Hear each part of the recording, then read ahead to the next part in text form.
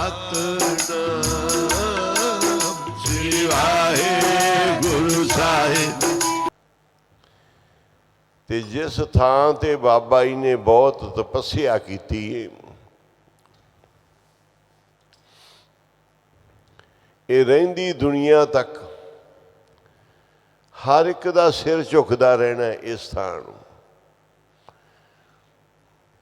ਨਾਨਕਸਰ ਦੀ ਪਵਿੱਤਰ ਧਰਤੀ ਨੂੰ ਰਹਿੰਦੀ ਦੁਨੀਆ ਤੱਕ ਹਰ ਇੱਕ ਦਾ ਸਿਰ ਝੁਕਦਾ ਰਹੇਗਾ।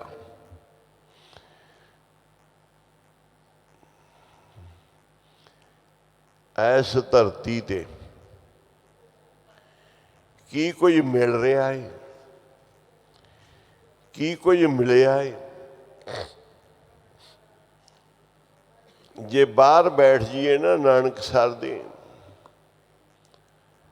ਤੇ ਜਿਹੜਾ ਵੀ ਅੰਦਰ ਦਰਸ਼ਨ ਕਰਨ ਆਉਂਦਾ ਉਹਨੂੰ ਕਹੀਏ ਵੀ ਆਪਣੀ ਬੀਤੀ ਲਿਖਾ, ਤੇਰੇ ਨਾਲ ਜੋ ਬੀਤੀ ਹੈ ਨਾਨਕਸਰ ਵਿੱਚ, ਤੇ ਸ਼ਾਇਦ ਰੋਜ਼ ਦੀ ਇੱਕ ਕਿਤਾਬ ਬਣ ਜੇਗੀ। ਜਿਵੇਂ ਜਿਵੇਂ ਲੋਕਾਂ ਦੀਆਂ ਇੱਥੋਂ ਆਸਾਂ ਮੁਰਾਦਾਂ ਬਾਬਾ ਜੀ ਪੂਰੀਆਂ ਕਰਦੇ ਆ। ਕਈ ਸਿੱਧੇ ਹੀ ਮੱਥਾ ਟੇਕ ਕੇ ਜਾਂਦੇ ਆ, ਕਈ ਮਹਾਂਪੁਰਸ਼ਾਂ ਦੇ ਨਾਲ ਜੁੜੇ ਹੋਏ ਸੰਗਤ ਦੇ ਵਿੱਚ ਸਾਰੇ ਹੀ ਝੋਲੀਆਂ ਭਰਦੇ ਨੇ। ਐਵੇਂ ਨਹੀਂ ਦੁਨੀਆ ਪੂਜਦੀ। ਇਸ ਸਥਾਨ ਨੂੰ, ਗੁਰੂ ਨਾਨਕ ਸਾਹਿਬ ਦੇ ਸਥਾਨ ਨਾਨਕਸਰ ਨੂੰ ਐਵੇਂ ਨਹੀਂ ਦੁਨੀਆ ਪੂਜਦੀ। ਬਾਬਾ ਕੁੰਦਨ ਸਿੰਘ ਜੀ ਮਹਾਰਾਜ, ਮੈਂ ਲੁਧਿਆਣੇ ਰਹਿੰਦਾ ਸੀ ਗੁਰਦੁਆਰੇ,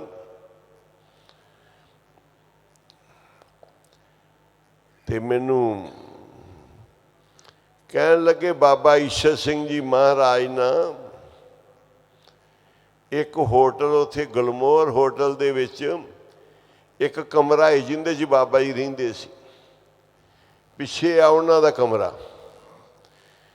ਕਹਿੰਦੇ ਉਹਦੇ 'ਚ ਬਾਬਾ ਜੀ ਕੁਛ ਸਮਾਂ ਰਹੇ ਸੀ, ਕੋਈ ਦਿਨ, ਜਿੰਨੇ ਦਿਨ ਉੱਥੇ ਦੀਵਾਨ ਦਿੱਤਾ ਸੀ, ਮਹੀਨਾ, 20 ਦਿਨ, 40 ਦਿਨ। ਕਹਿੰਦੇ ਉੱਥੇ ਜਾ ਕੇ ਬਹਿ ਕੇ ਪਾਠ ਕਰਕੇ ਆਇਆ ਕਰ। ਕਹਿੰਦੇ ਉਸ ਕਮਰੇ ਵਿੱਚ ਜਾ ਕੇ ਬਹਿ ਕੇ ਪਾਠ ਕਰਕੇ ਆਇਆ ਕਰ। ਬਾਬਾ ਕੁੰਦਨ ਸਿੰਘ ਜੀ ਮਹਾਰਾਜ ਨੇ ਕਿਹਾ, ਭਾਵ ਕਿ ਜਿੱਥੇ ਮਹਾਂਪੁਰਸ਼ 15-20 ਦਿਨ ਰਹੇ, ਉਸ ਕਮਰੇ ਦੇ ਵਿੱਚ ਬਹਿ ਕੇ ਪਾਠ ਕਰਨ ਦਾ ਫਲ ਜ਼ਿਆਦਾ ਹੈ। ਮਹਾਂਪੁਰਸ਼ ਕਹਿ ਰਹੇ ਨੇ ਉੱਥੇ ਮਨ ਜੁੜੇਗਾ। ਉਸ ਧਰਤੀ ਦੀ ਤਾਕਤ ਹੈ। ਇੱਥੇ ਤਾਂ ਪਤਾ ਨਹੀਂ, ਬਾਬਾ ਆਨੰਦ ਸਿੰਘ ਜੀ ਦਾ ਤਾਂ ਆਪ ਜੀ ਨੂੰ ਪਤਾ ਹੈ, ਬਾਬਾ ਈਸ਼ਰ ਸਿੰਘ ਜੀ ਦਾ ਵੀ ਪਤਾ ਹੈ, ਬਾਬਾ ਕੁੰਦਨ ਸਿੰਘ ਜੀ ਦੇ ਹੋਰ ਮਹਾਂਪੁਰਸ਼ਾਂ ਦਾ ਪਤਾ ਹੈ ਜਿਹੜੇ ਉਸ ਤੋਂ ਬਾਅਦ ਨਾਲ ਵੀ ਹੋਏ ਬਾਬਾ ਜੀ ਦੇ, ਬਾਬਾ ਸਾਧੂ ਸਿੰਘ, ਬਾਬਾ ਨਰੈਣ ਸਿੰਘ, ਤੇ ਜਿਹੜੇ ਗੁਪਤ ਮਹਾਂਪੁਰਖ ਸੀ ਇੱਥੇ, ਉਹਨਾਂ ਦਾ ਕਿਸੇ ਨੂੰ ਨਹੀਂ ਪਤਾ, ਥੋੜਿਆਂ ਨੂੰ ਪਤਾ ਹੈ। ਉਹਨਾਂ ਦੀ ਭਗਤੀ ਬੜੀ ਉੱਚੀ ਹੈ। ਜਿਹੜੇ ਬਾਬਾ ਜੀ ਨਾਲ ਜੀਵਨ ਜੋੜ ਕੇ ਇੱਥੇ ਜੀਵਨ ਬਤੀਤ ਕਰਕੇ, ਉਹਨਾਂ ਨੇ ਆਪਦੀ ਗੱਦੀ ਵੀ ਨਹੀਂ ਲਾਈ, ਪੂਜਾ ਵੀ ਨਹੀਂ ਕਰਾਈ, ਉਹਨਾਂ ਵੰਡਿਆ ਹੀ ਨਹੀਂ। ਉਹਨਾਂ ਨੇ ਆਪਦਾ ਖਜ਼ਾਨਾ ਉਵੇਂ ਹੀ ਰੱਖਿਆ ਹੈ। ਬਾਬਾ ਜੀ ਕਹਿੰਦੇ ਸੀ ਅੱਧੀ ਕਮਾਈ ਲੈ ਜਾਂਦੇ ਆ ਜਿਹੜੇ ਲੰਗਰ ਛਕਾਉਂਦੇ ਆ, ਮੱਥੇ ਟੇਕਦੇ ਆ, ਰੋਜ਼ ਦੀ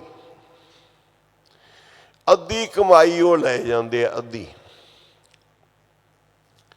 ਤੇ ਜਿਨ੍ਹਾਂ ਮਹਾਂਪੁਰਸ਼ਾਂ ਨੇ ਖਾਧਾ ਵੀ ਸੰਜਮ ਦਾ, ਇੱਥੇ ਪੂਜਾ ਵੀ ਨਹੀਂ ਕਰਾਈ, ਕੁਝ ਦਿਖਾਇਆ ਵੀ ਨਹੀਂ,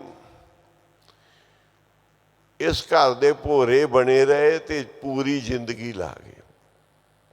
ਉਹਨਾਂ ਦੀ ਕਿੰਨੀ ਕੁ ਕਮਾਈ।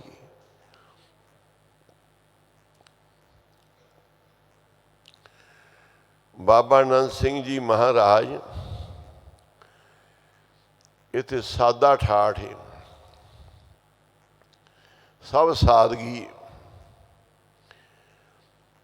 ਰੋਟੀ ਪ੍ਰਸ਼ਾਦਾ ਵੀ ਬੜਾ ਥੋੜਾ ਮਿਲਦਾ ਹੈ।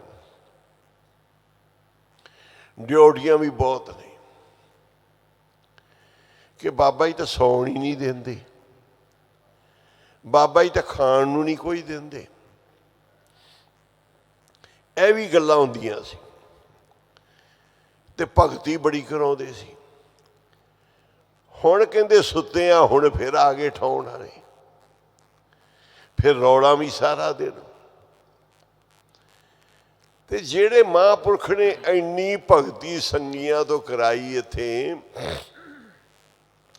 ਇੰਨੀ ਸੇਵਕਾਂ ਦੀ ਕਰਾਈ, ਇਹ ਧਰਤੀ ਕੀ ਕਿੰਨਾ ਕੁ ਫਲ ਦਿੰਦੀ ਹੋਏਗੀ। 20 ਦਿਨ ਬਾਬਾ ਈਸ਼ਰ ਸਿੰਘ ਜੀ ਇੱਕ ਕਮਰੇ 'ਚ ਰਹੇ ਤੇ ਬਾਬਾ ਜੀ ਮੈਨੂੰ ਕਹਿੰਦੇ ਉੱਥੇ ਬਹਿ ਕੇ ਪਾਠ ਕਰਕੇ ਆਇਆ ਕਰ, ਤੈਨੂੰ ਪਤਾ ਲੱਗੇਗਾ ਵੀ ਉੱਥੇ ਮਨ ਜੁੜੇਗਾ। ਤੇ ਇੱਥੇ ਫਿਰ ਭਾਈ ਇੰਨੀ ਇਹ ਬੰਦਗੀ ਵਾਲੀ ਧਰਤੀ ਹੈ ਨਾ, ਇੱਥੇ ਰਹਿਣਾ ਹੀ ਬਹੁਤ ਵੱਡੇ ਭਾਗ ਹੈ। ਰਹਿਣਾ ਹੀ, ਰਹਿ ਕੇ ਕਮਾਈਆਂ ਕਰ ਲੈਣੀਆਂ ਤੇ ਸਭ ਤੋਂ ਵੱਡੇ ਭਾਗ ਗੁਰਸਿੱਖਾਂ ਦੇ, ਜੋ ਗੁਰਚਰਨੀ ਸਿੱਖ ਪੜ੍ਹਦੇ ਆ। ਹੁਣ ਦੱਸੋ, ਬਾਬਾ ਜੀ ਦੇ ਘਰ ਦੇ ਇੱਥੋਂ ਦਾ ਕੁੱਤਾ ਸੀ, ਕੁੱਤੇ ਦੇ ਡਿਪਟੀ ਨਰਿੰਦਰ ਸਿੰਘ ਨੇ ਪੈਰੀ ਹੱਥ ਲਾਤਾ ਕੁੱਤੇ ਦੇ। ਸੰਤਾਂ ਨੇ ਕਿਹਾ, ਬਾਬਾ ਸੁਜਾਨ ਸਿੰਘ ਜੀ ਡਿਪਟੀ ਜੀ, ਕਿੰਨੇ ਬਾਬਾ ਜੀ ਦੇ ਨਜ਼ਦੀਕੀ ਸਿੱਖ ਹੋ, ਕਿੰਨੀ ਤੁਹਾਡੀ ਸ਼ਾਨ ਹੈ, ਕੁੱਤਿਆਂ ਦੇ ਪੈਰੀ ਹੱਥ ਤੁਸੀਂ ਚੰਗੇ ਲੱਗਦੇ ਲਾਉਂਦੇ। ਕਹਿੰਦੇ ਡਿਪਟੀ ਸਾਹਿਬ ਕਹਿੰਦੇ, ਸੁਜਾਨ ਸਿਆਂ ਤੈਨੂੰ ਕੀ ਪਤਾ ਇੱਥੋਂ ਦੇ ਕੂਕਰ 'ਚ ਕਿੰਨੀ ਸ਼ਕਤੀ। ਦੱਸੋ, ਕੁੱਤਾ ਲੰਗਰ ਵਰਤਾਉਂਦਾ ਹੈ, ਕੁੱਤਾ ਪਾਣੀ ਛਿੜਕਦਾ ਇੱਥੋਂ ਦਾ, ਕੁੱਤਾ ਕੀ ਕਰਦਾ ਹੈ? ਕੁੱਤਾ ਇੱਥੋਂ ਦੇ ਡਿੱਗੇ ਹੋਏ ਭੋਰੇ ਚੁੱਕ ਚੁੱਕ ਕੇ ਖਾਂਦਾ ਏ। ਤੇ ਨੰਦ ਲਾਲ ਕਹਿੰਦਾ, ਬਾਬਾ ਗੁਰੂ ਕਲਗੀਧਰ ਵਾਲਿਆ, ਮੈਂ ਤੇਰੇ ਦਰ ਦਾ ਕੂਕਰ ਹੀ ਬਣ ਜਾਵਾਂ। ਇਹ ਜਿਹੜੇ ਟੋਕੀ ਮੈਂ ਚੁੱਕ ਚੁੱਕ ਕੇ ਖਾਈ ਜਾਵਾਂ, ਇੰਨਾ ਹੀ ਮੈਨੂੰ ਬੜਾ ਮਾਣ ਹੈ।